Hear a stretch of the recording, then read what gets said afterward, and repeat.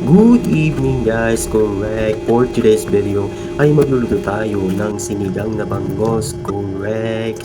Para sa ating hapunan, correct guys. At siyempre nandyan ang talong ating tangtangin ng mga tangkay nito at mga dahon. Ayan, ayan, sige, sige pa, ayan, correct. O yung pagkatapos na may sunod natin ang sitaw at ating manual na paghiwa-hiwa, walang kutselyong gamit. Correct. At pagkatapos ng gata, ang ating sibuyas dahon.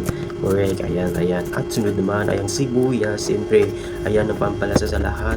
At sunod naman natin hiwa-hiwain ang loya. Correct. Ayan, ayan, ayan. Para masarap-sarap. At ngayon ay isa-isa natin ilagay natin sa ating kaldero para ating lutuin. Ayan. Sige, sige, correct. Ayan, ayan. O, tubig, o, tubig, o. Ayan, okay. Tilutuin na natin. Ay, maghihintay-hintay lang tayo. Ang bilis na, ayan, luto na agad. Ang napakasarap na sinigang na bangus, correct. Ayan. Sarap-sarap.